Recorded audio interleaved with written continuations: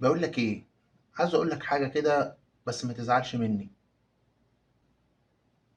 قول يا حبيبي اللي انت عاوزه. احنا في بينا يعني علاقه كويسه جدا. قول اي حاجه عاوز تقولها. هو انا ممكن اسالك في موضوع كده يعني بعيد شويه عن الدين؟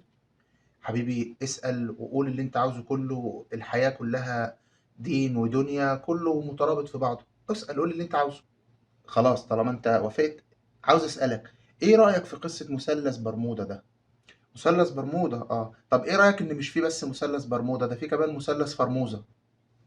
انا كنت عارف انك هتتريق وتاخدها بهزار وتقول لي مش عارف ايه، في حاجة اسمها مثلث فرموزة.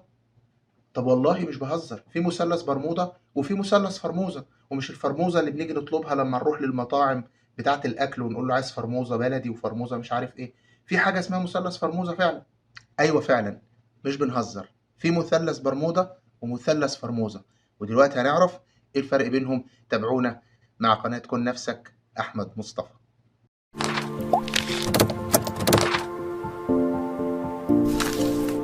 بسم الله الرحمن الرحيم، الحمد لله والصلاه والسلام على رسول الله وعلى اله وصحبه ومن والاه، ثم اما بعد. احبابنا الكرام، لقاء متجدد مع حضراتكم. والنهارده تعالوا نخرج من الاطار اللي متعودين عليه. مثلث برمودا ده من الحاجات اللي اتعمل عليها ضجه وبروباجندا جامده جدا جدا جدا. مثلث وهمي، يعني لو حضرتك رحت لهيئه المساحه الامريكيه او اللي بيعملوا الخرائط المعتبره، مفيش حاجه اسمها مثلث برمودا. حتى لو حضرتك دورت هتلاقي ناس بتقول ان هو مساحته 700 كيلو متر مربع، في ناس بتقول مليون كيلو متر مربع، في ناس بتقول مليون ونص كيلو متر مربع، بل قريت في بعض الاماكن ان هم وصلوها ل 2 مليون كيلو متر مربع. المتفق عليه ان هو بيقع مثلث متساوي الاضلاع من ثلاث رؤوس في بورتريكو وفي فلوريدا في امريكا وفي جزيره برمودا اللي تتبع الحكم البريطاني. المنطقه ديت منطقه عاديه، لكن انتشرت فيه حوادث واشتهرت وارتبط اسمها بالمكان ده.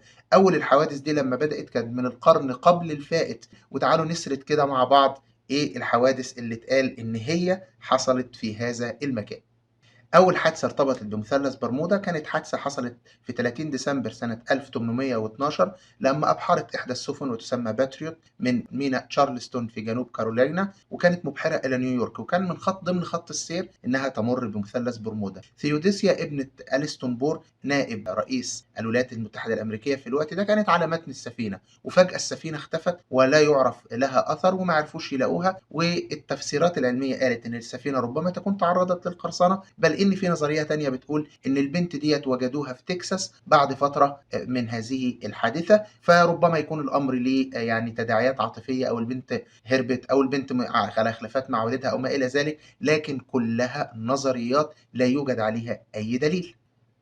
تاني حادثة ارتبط اسمها بمثلث برمودا هي سفينة إيلين أوستن، السفينة اللي أبحرت من كاليفورنيا، وكانت سفينة فاز بعض الناس بها كجائزة وأبحروا بها من نيويورك، وكان من ضمن خط سيرها برضو إنها تمر مثلث برمودا. واختفت هذه السفينة واختفى اللي كانوا عليها واختفى الطاقم، ويقال بعد كده إنها ظهرت تاني وكان عليها طاقم آخر. وبعدين بالبحث والتقصي وجدوا إن السفينة التانية كانت سفينة أخرى كان لها اسم تاني، وبعدين هم أعادوا تسميتها على اسم هذه السفينة. وبرضو حتى الآن لا يوجد تفسير لهذا الموضوع غير إن السفينة اختفت في البحر. ثالث حادثة معانا كانت حادثة لسفينة اسمها كارول ديرينج في سنة 1919، أبحرت من فيرجينيا الأمريكية إلى ريو دي جانيرو، كانت محملة ببعض الحاجات زي فحم وما إلى ذلك. الكابتن بتاعها حس إن هو مريض، فتم استبدال الكابتن بكابتن آخر عنده 66 سنة اسمه الكابتن وورميل، واستمر في الرحلة بتاعته. فجأة برضو السفينة اختفت، وظهرت أقاويل كتيرة إن السفينة الطاقم بتاعها بعد فترة ظهر، لا ما ظهرش، لا كذا لا كذا، لكن الخلاصة ان السفينة برضو اختفت ومش معروف هي فين، الى ان في سنة 1921 في شهر مارس تحديدا لقوا حطام هذه السفينة في مكان معروف ان هو بتتجمع فيه حطام السفن دايما. فاصبح الموضوع مش محتاج ان احنا نربطه بظواهر خارقة او ليه اي علاقة بمثلث برمودا، غير ان السفينة حصل لها شيء ما فتحطم. الحادثة الرابعة معانا ودي حصلت قبل الحادثة الثالثة زمنيا، وهو ان حصل في سنة 1918 السفينة يو اس اس سيكلوبس، ودي سفينة كانت ضخمة ومحملة بالمنجنيز، وكان على متنها حوالي شخص أو 309 أو 319 اختلفت الأرقام، والسفينة دي فجأة برضه اختفت، كان على متنها منجنيز وكان بيستخدم في صناعات الأسلحة وما إلى ذلك. وظهرت نظريات كتيرة، نظرية قالت إن في توربيد ألماني ضربها، نظرية قالت لأن ده كان هيحدث أثناء الحرب العالمية، وفي نظرية بتقول إن القائد بتاعها نفسه كان جنسيته ألمانية وحاول يسلمها للأعداء، وفي نظرية ثالثة بتقول إن كان أحد القادة الأمريكان على ظهر السفينة كان موالي للنازية وموالي للألمان فسلم السفينة، وفي نظرية ثالثة بتقول إنها غرقت بصورة عادية، لكن عدم العثور على حطام ليها أو ما إلى ذلك بيدينا إيحاء إن هي غالبا استدرجت أو اختطفت أو راحت لمكان تاني عشان المنجنيز اللي عليها، ودي أكثر النظريات المقبولة حول USS سيكلوبس. اول حادثه خلت التركيز يبقى جامد قوي على موضوع مثلث برمودا ويخلي الناس تتكلم عليه كان سنه 1945 لما الرحله 19، ودي مشهوره جدا في التاريخ بالاسم ده، الرحله رقم 19. الرحله ديت كانت بتضم 5 طيارات وطلعت وعلى متنها حوالي 27 طيار، كانوا طالعين في مهمه تدريبيه، معظمهم كانوا متدربين يعني لم يكن عندهم القدره الكافيه او الخبره الكافيه ان هم يقودوا طائرات. وللاسف لما وصلوا للمنطقه ديت بيقال ان هم وصلوا بالليل وان كان في عواصف وكان في مشاكل كتير، فغرقت هذه الطائرات او اختفت نقدر نقول بلفظ ادق. وكان معاهم الوحيد اللي عنده خبره كان تشارلز تايلور، ده كان قائد عنده خبره شويه، وبيقول ان فجاه احنا لقينا ميه بيضاء وبعدين الميه البيضاء بقت خضراء، ومره احنا مش عارفين، احنا تهنا في الزمن، احنا مش عارفين ايه اللي بيحصل، واختفت الطائرات. الغريب ان لما ارسلوا وراهم طائرتين تانيين عشان يبحثوا عنهم برضو الطائرتين التانيين ما رجعوش واختفوا. ودي كانت اكتر حاجه عملت ضجه او ابتدت تلفت النظر لمشكله مثلث برمودا، او تقدر تقول دلوقتي وانا بقولها هو صراحه خديعه مثلث برمودا. بعد كده في 30 يناير 1948 كان في ناقلتين جويتين تابعتين للخطوط الجوية الإنجليزية الجنوب أمريكية، ستار تايجر وأريل ستار، كانوا الاثنين برضو في رحلة، وللأسف الشديد برضو مروا بمسلسل برمودا واختفوا هناك، ولا يعرف حتى تاريخه إيه سبب اختفاء هاتين الناقلتين الجويتين. لكن النظرية بتقول إن هم ما كانوش عندهم وقود كافي، فربما نفذ الوقود أثناء الرحلة وحصل إن هم انهاروا أو انفجروا أو ربما يكونوا وقعوا في المحيط. في 28 ديسمبر 1948 الطائرة دوجلاس دي سي من ميناء سان خوان في بورتوريكو كانت متوجهة إلى ميامي، وكان على متنها 32 شخص، وبرضو الطائرة دي اختفت وما يعرفوش عنها أي حاجة. والنظرية بتقول إن كان عندها مشكلة في البطاريات، لكن بعض النظريات ردت وقالت لا، إن المشكلة ما كانتش في البطاريات، لأن هي طريقة التشغيل بتاعتها بتحتاج للبطاريات أيوة، لكن في طرق تانية بتعوض نقص البطاريات. فلا زالت النظرية في هذه أو الخاصة بهذه الحادثة لسه نظرية ليست مثبتة. واخر حادثه معانا ارتبط اسمها بمثلث برمودا، وطبعا العدد الحوادث تقريبا 50 حادثه لسفينه و20 حادثه لطائره ارتبطوا او ارتبط اسمهم بمثلث برمودا. الحوادث ديت انا ذكرت اشهر ما فيها واهم ما فيها، ودلوقتي اذكر اخر اشهر واحده فيهم سنه 1963 الطياره كي سي 135، ودول طائرتين ابحروا وعدوا فوق مثلث برمودا وفجاه اختفوا فعلا، لكن بعد فتره لقوا الحطام بتاعهم طافي فوق مناطق فوق سطح البحر، ولم تثبت التقارير حتى الآن ماذا حدث لهاتين الطائرتين. تعالوا بقى نشوف تاريخيا دلوقتي امتى الناس ابتدت تركز الاهتمام وتتكلم عن ان في حاجة في مثلث برمودا. الكاتب إدوارد فان جونز سنة 1950 وتحديدا في 16 سبتمبر هو كان أول واحد يتكلم في مجلة الأسوشيتد بريس عن إن في حاجة غير طبيعية في مثلث برمودا. ده كان أول واحد حط إيده وضغط على الزرار وإن هو يتكلم إن في مشكلة في مثلث برمودا. وبعد سنتين في مجلة فيت نشر جورج ساند العاشر مقالة بعنوان لغز في البحر عند بابنا الخلفي، وابتدى يتكلم فيه ويوثق ويأكد ويرسخ لفكرة إن في مشاكل في مثلث برمودا. بعد كده سنة 1962 مجلة أمريكان ليجيون قالت إن أحد قادة الطائرات في الرحلة ال 19 المعروفة أو السرب 19 زعم إن إحنا داخلين في مية بيضة وبعدين بقت مية خضراء وإن هم اختطفوا وراحوا المريخ، وده كان أحد المزاعم. وفي سنة 64 أحد الكتاب وكان اسمه جاديس قال إن في حاجات خارقة جدا بتحدث في هذا المكان، وابتدى يرسخ برضو لنفس الفكرة وابتدى يعمل مؤلفات ويجمعها عن مثلث برمودا. انا بحكي لحضرتك التطور بتاع الموضوع ده بدأ ازاي عشان حضرتك توصل لنقطة انا عاوز حضرتك توصل ليها. تعالوا نكمل.